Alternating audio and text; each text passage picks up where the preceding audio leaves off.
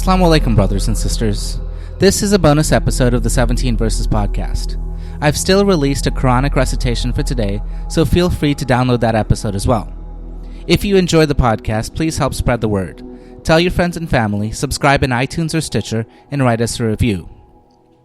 So, I've been thinking a lot lately about peace and loss and violence, and the myths we teach each other about the existence and lives and beliefs of the other.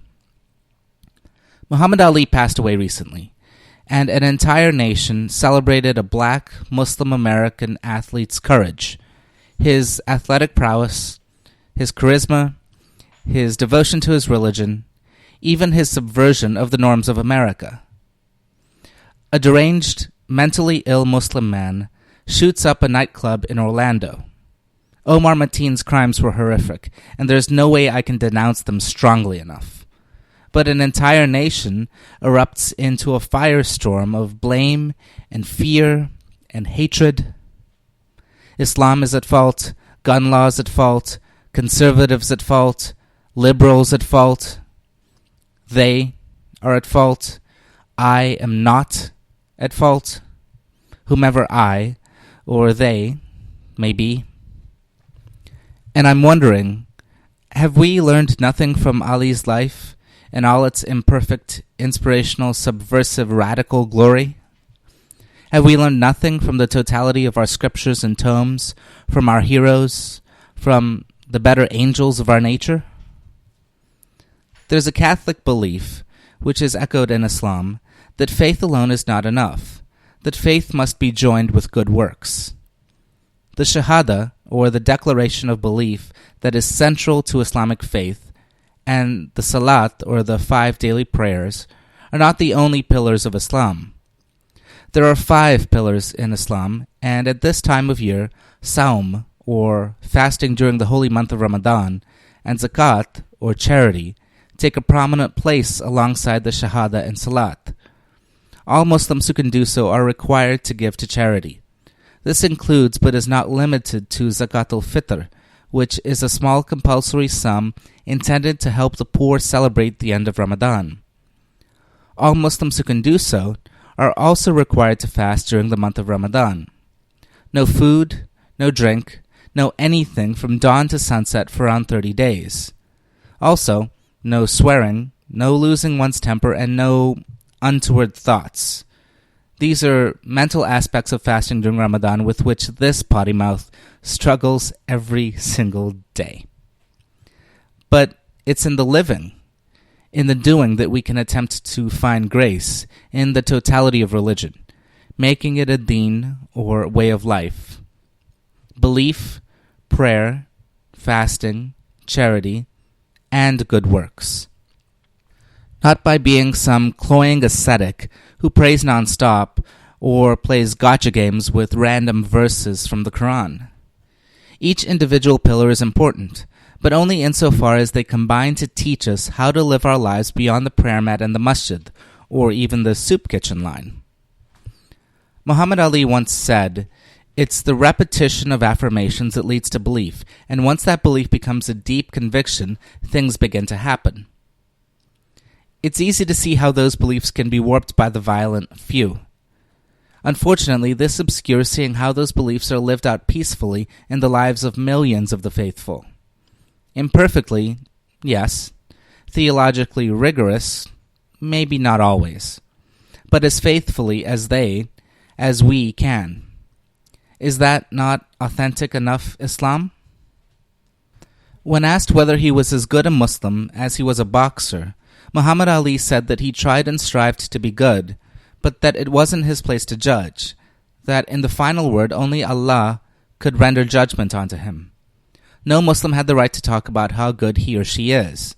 Only God can make that decision.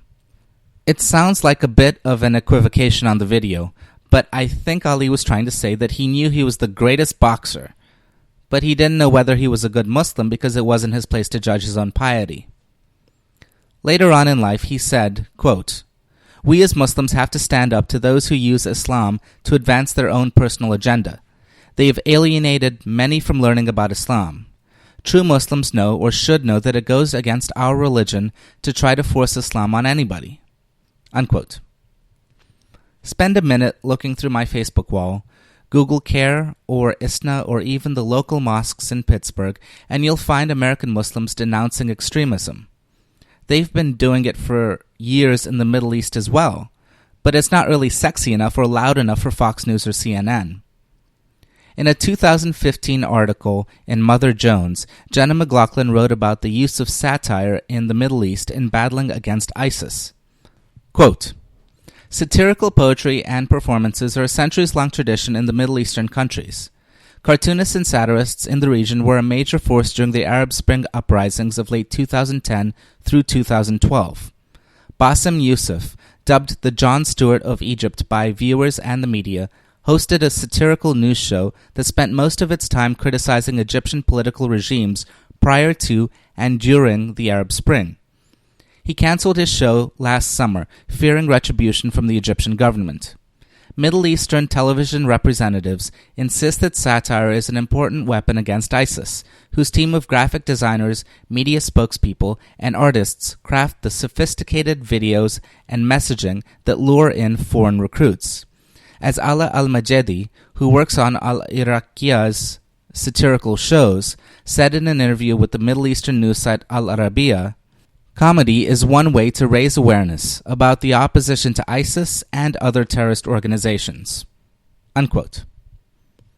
When people see the chaos of the Middle East, they invariably make judgments about the entirety of the so-called Muslim world. Yet, the Middle East population accounts for less than 1/3 of the worldwide Muslim population. The struggles raging back and forth in that cursed region of the world get all the headlines because of its oil wealth. But they are territorial and political. Religion is a facade which the actors use to cloak and obscure their centuries-long vendettas against each other. In a globalized, internet-connected world, we can see the movements of these people in armies. We can hear the cries of the disaffected and the dilettante. And technologically savvy groups like ISIS or the Wahhabis of the American ally Saudi Arabia can reach out far beyond their physical geography. It's likely that the geopolitical forces at work in the Middle East are far more significant than an individual's power to denounce them.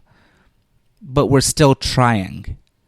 I've tried in the past to engage with people who spout off detritus about Islam.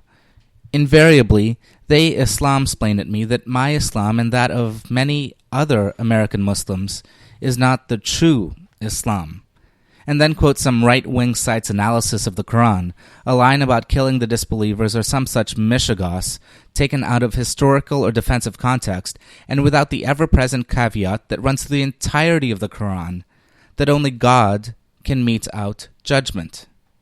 As if the interpretations of the violent outweigh the lived experiences of those who are peaceful.